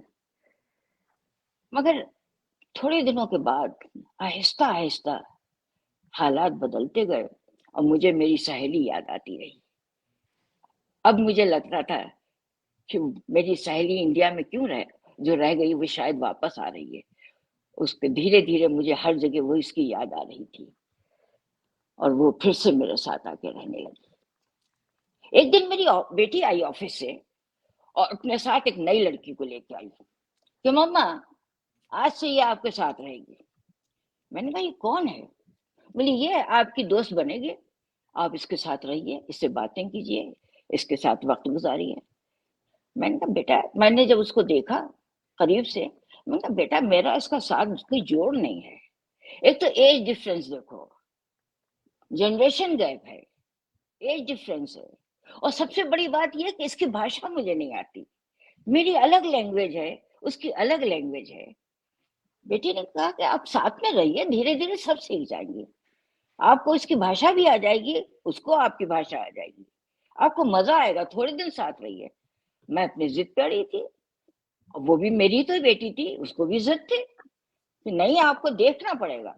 जब बहुत देर हो गई बहस करते करते, और बहस में क्या क्या बातें हुई ये बताने लगूं अगर ना, तो आपने जो मुझे 5 मिनट दिए हैं ना, 5 मिनट नहीं 5 घंटे मुझे चाहिए उसके लिए, नहीं बता सकती मैं। लेकिन बस ये समझ लीजिए कि नई जनरेशन जीत गई और मैं हार गई। मेरी बेटी ने कहा अच्छा ठीक है, मैं वापस ले जाऊंगी इसको, इसके घर पहुंचा दूंगी, लेकिन थोड़ी देर बैठ के मैं आपको इससे इंट्रोड्यूस तो करवा दूं, आपसे बातें तो कर ली मैं बताऊंगी आपको ये कैसे, इसकी भाषा आपको समझ में नहीं आएगी तो मैं आपको बता दूंगी। ठीक है बताओ, चलो बैठ जाते हैं थोड़ी देर। और वो मेरे साथ बैठ गई और उस लड़की थोड़ी देर तक बातें करती रही, उसको भी समझाने की कोशिश की, मुझे भी समझाने की कोशिश की, और इसमें हमारे 2 घंटे निकल गए। और उसके बाद वो छोड़ के, उस लड़की को मेरे पास छोड़ के चली गई अपने रूम में। अब मैंने उसके जाने के बाद मैंने फिर से उसकी तरफ देखा और मुझे लगा कि हाँ चलो बात करके तो देखते हैं। और बातें करके देखने में मुझे काफी टाइम निकल गया। और सच पूछिए, यकीन अपनी कमजोरी में आपको कबूल करती हूँ कि ना उसकी बात मेरी समझ में आ रही थी, ना मेरी बात उसको समझ में आ रही थी, फिर भी मजा आ रहा था। क्यों आ रहा था ये मुझे नहीं मालूम। बहरहाल मैंने उसको अपने पास बिठा लिया और वक्त गुजरता रहा, धीरे धीरे वक्त गुजरता है। अब उसकी भाषा धीरे धीरे मेरी समझ में आ रही थी और मैं उसके साथ जितना जितना मैं उससे फ्री हो रही थी, मेरी पुरानी सहेली मुझसे दूर हो रही थी। मैं फ्री होती गई उसके बाद। और अब वक्त वो आ गया था कि मैं सुबह उठती थी तो सबसे पहले मैं उसको तलाश करती थी वो कहाँ है। और आज देखूं आज वो कौन सा नई बात मुझे बताएगी, आज उसने कौन सा नया मेकअप किया है, आज वो मुझे कैसे मेरे साथ वक्त गुजारने की कोशिश कर रही है, कौन सा नया पैगाम दे रही है। और अब तो हालत यह है कि मैं सोचती हूँ कि मेरा क्या होता अगर तू ना होती, ऐ मेरी हमदम, ऐ मेरी साथी, तू ना होती तो मेरा क्या होता। ये खुशी मुझे कैसे मिलती जो आज मैंने अपनी जिंदगी को जिस अंदाज में गुजारना सीख लिया है। मैं कोई दोस्त ना होता मेरा अगर तू ना होती, मैं लोगों को बर्थडे विश कैसे करती अगर तू ना होती, मैं लोगों के दुख में कैसे शरीक होती अगर तू ना होती। तू ही तो है जो मुझे सबकी तारीखें याद दिला देती है, तू ही तो है जिसने मेरे इतने अच्छे अच्छे जो ऐसे दोस्त बना दिए जो मुझे बर्थडे पे विश करते हैं और क्या क्या जुमले लिखते हैं, कैसी कैसी तारीफें करते हैं कि जो कभी मेरे हस्बैंड ने भी तारीफ ना की हो मेरी, वो तारीफें मुझे सुनने को मिलते हैं। कोई कहता है लुकिंग वेरी ब्यूटीफुल, कोई कहता है nobody can say you are 80+। हालांकि मैं जानती हूँ मैं क्या हूँ, लेकिन जुमले सुन के ही मजा आ जाता है। कोई तो है तारीफ करने वाला। ए मेरी दोस्त, ए मेरी साथी, ए मेरी हमदम, टूट जाता है ये साथ खुद से भी जब तुझसे राब्ता नहीं रहता, टूट जाता है साथ जब खुद से भी जब तुझसे राब्ता नहीं रहता। किताबों की तरह तू भी है खामोश, शब्दों से भरपूर मगर खामोश। तू ही तो है मेरी दोस्त, मेरी साथी, मेरा टाइम पास, मेरी फेसबुक, मेरा कंप्यूटर, मेरा ईपैड। तू ही तो है मेरा साथी, तू ही तो है मेरा साथी। बहुत बढ़िया ज़ेबा जी, बहुत बढ़िया। बहुत अच्छे। मेरे को तो आपकी दोनों सहेलियों के लिए कुछ कहना है। तो वैसे तो when we get apart from friend and family it is sad situation, लेकिन आपकी जो सहेली जुदाई से, तन्हाई से जो जुदाई हुई, उसके लिए हम बहुत खुश हैं और आपकी नई सहेली से इसके लिए भी बहुत खुश हैं। जुदाई से खुश है आप। आपने भी राज बनाए रखा आखिर तक की सहेली है कौन, अब समझ आया, वो तो फेसबुक है भाई। बट आपकी सहेली बटी हुई है, काफी लोगों की है सहेली, वो केवल आपकी नहीं है। बिल्कुल बिल्कुल। जी, बहुत अच्छा लगा। और मैं ना कमेंट्स नहीं ले रही हूँ क्योंकि बहुत सारे अभी अभी 3 लोग मंजू जी की कहानी सुनी है, शकुंतला जी की सुनी है, और मैं भी छोटी सी जरूर सुनाऊंगी क्योंकि लेखक और कवि अगर अपनी नहीं सुनाए तो कैसे, ऐसा तो हो ही नहीं सकता। तो इसलिए मैं ना कमेंट्स आप लोग प्लीज जाकर के पढ़िएगा, और आप लोग बहुत खूबसूरत कमेंट्स दे रहे हैं, हम लोग आपके सारे कमेंट्स पढ़ करके फेसबुक में जरूर जवाब देंगे, और कोई खास कमेंट होगा तो जरूर मैं लूंगी। जेबा जी, सबने बहुत तारीफ करी है आपके कहानी की, और एक कमेंट ले लेती हूँ जो थोड़ा अच्छा सा लगे, बहुत सबके ही बहुत अच्छे हैं। शोभना तनेजा जी लिख रही हैं, आज की स्थिति का बहुत ही रोचक और सजीव चित्रण, अकेलापन आज घर घर की कहानी है, बहुत सुंदर कहानी जेबा जी और लाजवाब प्रस्तुति। जी जी मंजू जी। चलिए आगे बढ़ते हैं। तो अब मैं देख रही हूँ शकुंतला जी आ गई हैं, तो शकुंतला जी को मैं बुलाऊंगी। Shakuntala Bahadur ji is highly accomplished educator and author from Lucknow.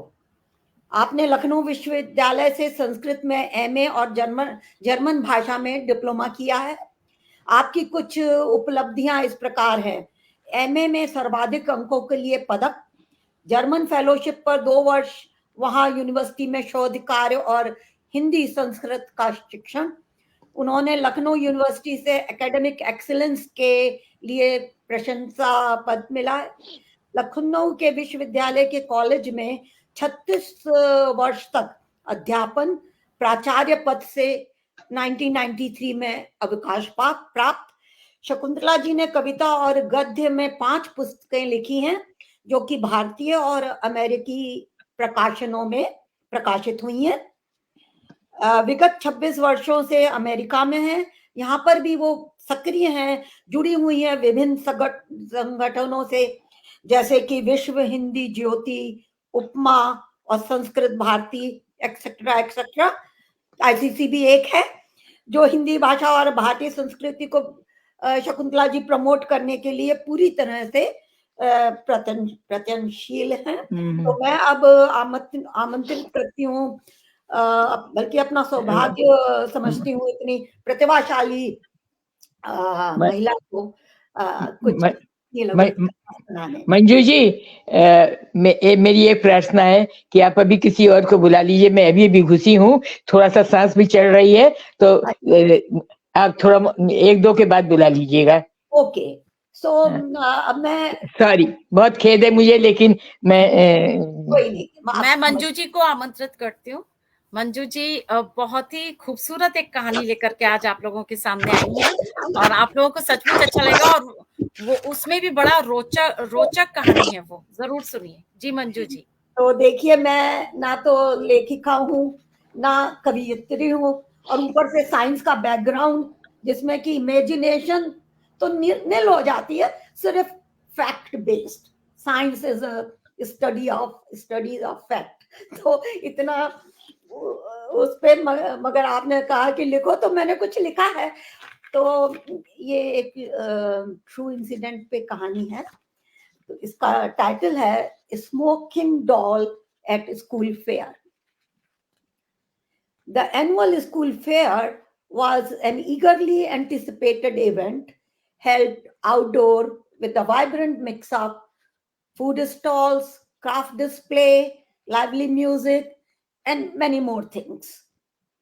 It was a day meant for fun and celebration, but my mind was not in any mood for merriment. As a chemistry teacher, I was responsible for several exhibits in chemistry lab. One exhibit, the smoking doll, was a major attraction for everyone. Doll has a fake cigarette in its mouth, and this exhibit used chemicals, ammonia and hydrochloric acid, which when react produce white fumes, which is resembling the smoke of cigarette. I had entrusted a girl named Maya a diligent student with the task of in charge of this exhibit, emphasizing the importance of caution. The fairground buzzed with activities. People dedicated songs to their friends, family, and the atmosphere was filled with laughter, music, very vibrant atmosphere. Despite the festive environment, I kept a close watch on my exhibits, especially the smoking doll, which attracted considerable attention. Suddenly, a commotion at Maya's station caught my eye. I saw Mr. Mehra, a curious parent, bending over the smoking doll exhibit. Alarm bells rang in my head as he seemed determined to try it out himself. Before I could intervene, Mr. Mehra had already sucked on the tube, mistakenly thinking that there is a smoke which is harmless. No, no, stop, stop, I shouted, but it was too late. Mr. Mehra immediately recoiled, coughing, spitting. His face was deformed in pain. Panic surged me. Hydrochloric acid is highly corrosive and can cause several burns to mucous membrane. My mind raced, fearing the damage it could do to his windpipe, esophagus, the potential harm to his larynx, which could lead to the permanent voice loss. Thinking quickly, I grabbed the emergency sodium bicarbonate solution. Rinse your mouth with this. Immediately, quickly, I instructed, almost pushing the bottle of sodium bicarbonate in his hand. Mr. Mehra compiled, rinsing vigorously. And I said, you need to go to the hospital immediately. I urged, tell them you have swallowed hydrochloric acid. They will know how to treat it. As he and his worried wife left for the hospital, I felt wave of unease. My mind was a whirlwind of fear and regret. What if he lost his voice? What if he had severe burns that required surgery? What if the police came and shut down the fair? What if I lost my job? Hours felt like days as I waited for news. My mind was consumed with worry. Even as the fair continued around me, I was very, very worried. Then, amidst the noise and music, an announcement caught my attention. Hearing my name, my heart skipped a beat, fearing the worst. But to my surprise, it was a song dedication. My husband had come to the fair and requested a song for me. Dil Da Mamla Hai by Gurdas Mann. This is a very popular song that time. The familiar tune began to play, and despite my anxiety, a smile crept onto my face. Students around me got excited, many of them coming to me from the fairground, running to the lab and asking about the dedication and sharing their enthusiasm. In that moment, amidst the crowd of well-wishers and curious students, I saw Mr. Mehra approaching. Fear gripped me as I recognized him in the distance. However, as he came closer, he wore a surprisingly cheerful expression. Is that song for you? He asked jovially, pointing towards the speakers. I struggled to respond. My mind is still reeling from the morning incident. What did the doctor say? I asked instead. Mr. Mehra smiled warmly. You did everything right, he said. The doctor also rinsed my mouth with sodium bicarbonate solution and told me that your quick thinking made all the difference. There is no lasting damage. Everything is intact. Relief washed over me, and I felt my legs go weak with the release of tension. The weight of the world lifted from my shoulder. The day left the lasting impact on me. It was absolute reminder of the immense responsibility that comes with the handling of chemicals and the importance of safety in education. As the fair continued, I took a moment to reflect. I was grateful that Mr. Mehra would be okay. The incident had shaped my approach to teaching and safety protocols, ensuring such a scare would never happen again. Thank you. बहुत ही interesting story और बहुत ही brilliant, और इस story से, इस कहानी से भी पता चल रहा है कि आप कितनी अच्छी केमिस्ट्री टीचर है, क्योंकि अगर साइंस को प्रैक्टिकली आप अडॉप्ट कर लें क्विकली, दैट इज साइंस। तो बहुत अच्छा लगा मंजू जी, और सब लोग यही कह रहे हैं। अच्छा, प्रभा शर्मा भार्गव जी कह रही हैं अंत भला तो सब भला। बहुत अच्छा Manju ji, very captivating story. साधना हरीशी बोल रही है, काफी लोग तारीफ कर रहे हैं आपकी। जी मंजू जी। तो शकुंतला जी अभी आपको, हाँ जी, मेरे ख्याल से जी आप बोलेंगे या निवेदिता जी पहले बोलें? अगर आप बोलेंगे शकुंतला जी तो बहुत अच्छा लगेगा। अच्छा, बोलूं? आपके बारे में पहले कुछ बताना चाहूंगी। तो Shakuntala Bahadur ji is highly accomplished educator. Oh, that I said I think already. Manju आप पढ़ चुकी है मेरे बारे में। तो अब मैं इतनी प्रतिभाशाली शकुंतला बहादुर जी को चाहूंगी कि अपनी लघु कथा हमारे सामने प्रस्तुत करें। मैं कहूं? आप। अच्छा, हेलो, ये आवाज आ रही है? हाँ जी, बिल्कुल ठीक, एकदम सही आ रही है। अच्छा, मैं अपना एक लघु संस्मरण प्रस्तुत कर रही हूँ। ये घटना 1963 की है, जब मैं जर्मन गवर्नमेंट की फेलोशिप पर जर्मनी के ट्यूबिंगन शहर में शोध कार्य के साथ ही विदेशी छात्रों को सप्ताह में 2 दिन हिंदी एवं संस्कृत पढ़ाया करती थी। एक दिन जब मैं अपने इंस्टीट्यूट से घर वापस आई तो एक जर्मन महिला को प्रतीक्षा करते पाया। उसने मुझसे एक दिन के लिए एक साड़ी मांगी और पहनने की विधि भी सीखी। वह एक फैंसी ड्रेस में भारतीय महिला बन रही थी। मैंने उनसे पूछा, वह साड़ी पहनकर क्या करेंगी? उन्होंने कहा, एक कटोरा लेकर मैं प्रवेश द्वार पर खड़ी हो जाऊंगी।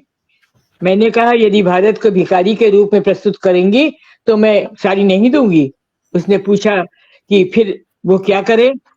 मैंने कहा कि नमस्कार मुद्रा में हाथ जोड़कर स्वागत करिए या नृत्य की मुद्रा में खड़ी रहिए। उसे मैंने एक मुद्रा भी बतला दी।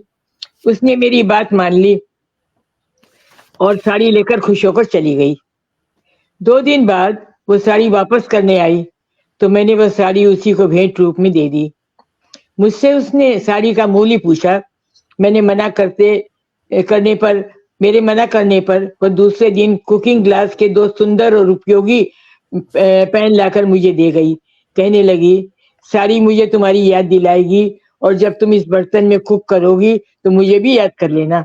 आज 60 वर्षों से अधिक समय हो जाने पर भी वह ग्लास पैन मेरे पास हैं और मैं उसके भारत प्रेम को याद करके हर्षित और गर्वित होती हूँ। दिन बीत जाते हैं सुहानी यादें बनकर, यादें रह जाती हैं कहानी बनकर। धन्यवाद। बहुत ही स्वीट, क्रिस्प, बहुत ही प्यारी कहानी। धन्यवाद। जी, मैं चूंकि लघु कथा लिखती नहीं, कल रात को ही आपके आग्रह पर मैंने ये घटना याद करके लिख दी। आपकी लघु कथा वास्तव में बिल्कुल सही है, क्योंकि मैंने एक सेंटेंस की, 2 सेंटेंस की, एक पैराग्राफ की लघु कथाएं भी पढ़ी हुई हैं जो कि बड़ी इफेक्टिव हैं। तो मैं ये कहूंगी कि आपकी लघु कथा हमें बहुत अच्छी लगी। शकुंतला जी, धन्यवाद आपको। धन्यवाद। आप लोगों ने सुना और आपको अच्छी लगी, मेरा संस्मरण अच्छा लगा तो मुझे संतोष हुआ। प्रसन्नता हुई।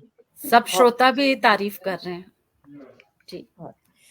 तो कार्यक्रम के अब अंतिम कहानी मेरे हिसाब से तो निवेदिता जी जो बहुत क्या कहूँ मैं आपके नहीं बारे नहीं में। कुछ भी मत कहिए, मैं कहानी शुरू करती हूँ, ऑलरेडी काफी टाइम हो गया। और बहुत ही खूबसूरत, बहुत सारे श्रोता अभी भी जुड़े हुए हैं। और थैंक यू मंजू जी मुझे स्टेज देने के लिए और मेरी कहानी के लिए मुझे बुलाने के लिए। तो मैं भी एक छोटी सी कहानी रखने की कोशिश कर रही हूँ। एक बात कहना चाहूंगी कि आप लोगों ने जितनी कहानियां सुनी, सबके अपने संस्मरण को उन्होंने कहानी में ढाला, एक्सेप्ट प्रतीश जी। तो प्रतीश जी ने काफी इमेजिनेशन से एक समस्या को सामने रखा। सबकी कहानियां बहुत खूबसूरत रही और बहुत ही प्यारी रही। तो कहानी यही होती है जो हम कहते हैं कि मैं पहले भी बता रही थी कि हम अपने बिल्कुल आसपास से उठाते हैं।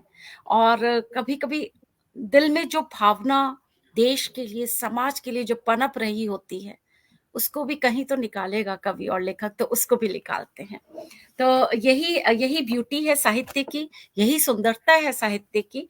और मैं एक कहानी रख रही हूँ, माँ का आम का पेड़, मेरी कहानी का शीर्षक है।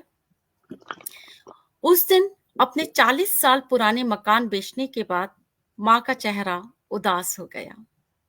मकान की चाबी देते समय नए मकान मालिक को माँ बार बार अपने मकान के आम के पेड़ के बारे में बता रही थी। बहुत बड़े बड़े आम लगते हैं, सारा मोहल्ला खाता है, तुम भी खाना बेटा, पहला पेड़ था, जब यहाँ आने के बाद लगाया था हमने, दशहरी आम है, वगैरह वगैरह। मैं माँ का हाथ थाम कर जल्दी जल्दी उनको गाड़ी में बिठाने की कोशिश कर रही थी। मुझे और भाइयों को पता था कि मकान केवल ईंट और गारे का नहीं होता, बल्कि वर्ष दर वर्ष की यादें उस मकान के दरो दीवार में चिपकी रहती हैं। वो हरसिंगार का पेड़ जिसके नीचे कुर्सी लगाकर मैं पढ़ा करती थी, वो दरवाजे जिनके पीछे आपस में लड़ाई करके बाबा की डांट के मार डर से हम छुप जाया करते थे, वो आंगन जहां होली पर पड़ोसियों का आना, फिर छत के ऊपर से हमारा बाल्टी से रंग वाला पानी उड़ेलना, दादी की चारपाई पर बैठकर उनके साथ पचीसी खेलना, ड्राइंग रूम में बाबा के कवि साथियों की कवि गोष्ठी, या माँ का महिलाओं के साथ भगवान का कीर्तन। रोज सुबह माँ का पूजा के लिए जवाब फूल, कनेर का फूल, आम का पत्ता, तुलसी तोड़ना और न जाने क्या क्या। अब भी दीवारों से कान लगाएं तो शब्द सुनाई देते हैं, माँ देखो दादा तंग कर रहा है, माँ भूख लगी है कुछ खाने को दो, बिटिया एक नई कविता लिखी है सुनोगी। इन सब शब्दों और यादों को लिए दीवारें मुझे माँ और भाइयों को घूर रही थी। और हम इन सब से आंखें चुराकर लौट गए अपने अपने घर। कौन रहता उस शहर में, उस घर में। बाबा के गुजरने के बाद माँ हमारे साथ आ गई थी और हमारी नौकरी और परिवार हमारे अपने अपने शहरों में थे। हम कुछ किताबें, दादी का पानदान, घर का नाम पटल, भगवान की मूर्तियां जैसी कुछ निशानियां तो ले ही आए थे। हम सब फिर से अपने अपने जीवन में व्यस्त हो गए कि एक दिन भाई ने व्हाट्सएप पर हमारे घर की तस्वीर भेजी। पूरा घर तोड़ दिया गया था और सारे पेड़ भी काट दिए गए थे। हमने वो तस्वीर माँ को नहीं दिखाई। आंखें तो हम तीनों की भीगी गई थी, अपने अपने शहरों में, अपने अपने घरों में। कुछ पीड़ाओं को चुपचाप पी लेने में ही जीवन की गति है। और कुछ दिन बीते कि एक पड़ोसी ने माँ के व्हाट्सएप पर मकान की नई तस्वीर भेजी। हमारे एक मंजिल मकान को तोड़कर 4 मंजिला भवन तैयार कर दिया गया था। मैं माँ के चेहरे पर आते जाते भाव पढ़ रही थी कि तभी माँ मेरे पास फोन लेकर आई, बोली, बेटा वो आम का पेड़ नहीं दिख रहा। मैंने कहा, माँ इतने बड़े 4 मंजिले मकान के पीछे कैसे दिखेगा, वही है जहां था। और ये झूठ बोलकर सीधे मैंने बाथरूम में जाकर दरवाजा बंद कर दिया। मातम जो बनाना था अकेले में मुझे, हमारे बचपन के घर का, वहां के जवाब फूल के पेड़ का, हरसिंगार के पेड़ का, कनेर फूल के पेड़ का और आम के पेड़ का। तो और ये कहानी मैं इसलिए भी सुनाना चाह रही थी कि बहुत सारे एनआरआईज होते हैं, बहुत सारे भारत के लोग जो जी प्रवासी हो जाते हैं और वो अपने मकानों को बेचते हैं, और बिल्कुल मेरे ख्याल से बिल्कुल इसी तरह की मैं- फीलिंग्स आप लोगों को जुड़ी होती है उन मकानों के साथ, क्योंकि वो मकान ईंट और गारे का केवल नहीं होता। नहीं, बिल्कुल मैं भी यही कहना चाहूंगी कि आपकी स्टोरी बहुत, हम लोग जो मूव करे हैं इंडिया से यहाँ, उनके साथ फुल्ली रेजोनेट करती है। आई स्टिल रिमेम्बर जब साइन करना होता है, की देनी होती है, तो किस तरह से आंसू भी अपने अंदर रखते हैं कि ना निकलें, वीकनेस हमारी ना शो करें दुनिया को। तो इट्स लाइक ट्रू थिंग, जी, story of thank many of us। तो बहुत आपकी बहुत अच्छी कहानी के साथ हमारे ये जो प्रोग्राम है उसका लाइक लास्ट एपिसोड प्रस्तुत हुआ था, तो बहुत मेरे हिसाब से बहुत अच्छा रहा, सबकी कहानियां बहुत बहुत अच्छी। खूबसूरत। और मैं धन्यवाद प्रस्ताव देने के लिए आज्ञा चाहती हूँ मंजू जी, क्योंकि ये पहला कार्यक्रम है, फ्यूचर में आप दे दिया करिएगा। तो सबसे पहले मैं मंजू जी को बहुत धन्यवाद देना चाहती हूँ कि इस कार्यक्रम का आयोजन, और मैं आप सबको बताना चाहती हूँ कि कथा वाचन मेरे दिमाग में नहीं था, कथा वाचन मंजू जी का इनिशिएटिव है। और मंजू जी ने कहा नहीं, पहला कार्यक्रम हम कथा वाचन से करेंगे और कैलिफोर्निया का कार्यक्रम थोड़ा सा डिफरेंट होना चाहिए।